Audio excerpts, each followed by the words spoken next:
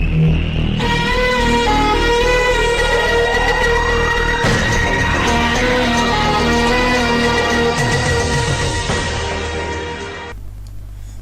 عليكم ورحمة الله وبركاته، متابعي قناة المصري، أسعد الله أوقاتكم بكل خير.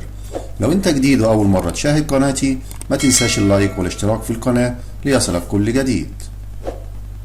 يستضيف نادي الريال على استاد الفريدو ستيفانو بمدينة مدريد الأسبانية نادي غرناطة في تمام الساعة 9:15 مساء بتوقيت القاهرة في إطار منافسات الأسبوع الخامس عشر من دوري الدرجة الأولى الأسباني.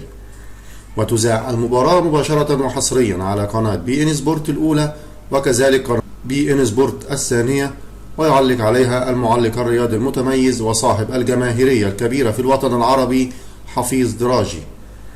تمكن نادي ريال مدريد من الوصول إلى المركز الثاني في ترتيب أندية الدوري الأسباني، وذلك بعد خوض 14 مباراة. تمكن من تحقيق الفوز في 9 مباريات منها، فيما تعادل في مباراتين فقط، حيث تعادل في الأسبوع الثاني عندما حل ضيفا على نادي ريال سويداد وتعادل معه سلبيا، وكان تعادله الثاني مع نادي فياريال عندما حل ضيفا عليه في إطار منافسات الأسبوع العاشر، فيما تعرض ريال مدريد للهزيمة في 4 مواعيد كروية ليتوقف رصيده عند 29 نقطة ويتواجد في المركز الثاني متساويا في عدد النقاط مع غريمه التقليدي نادي أتلتيكو مدريد المتواجد في المركز الأول، وإن كان يتأخر عنه بفارق الأهداف.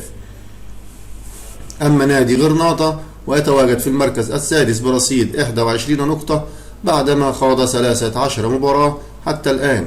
تمكن من تحقيق الفوز في 6 مباريات منها، فيما تعادل في 3 مباريات حتى الآن، وتعرض للهزيمة في 4 مباريات من المباريات التي خاضها، ليتواجد في المركز السادس متساويا مع نادي برشلونة المتواجد في المركز الخامس في عدد النقاط، وإن كان يتأخر عنه بفارق الأهداف، حيث تمكن من إحراز 17 هدفا فقط في حين استقبل في مرماه 20 هدفا.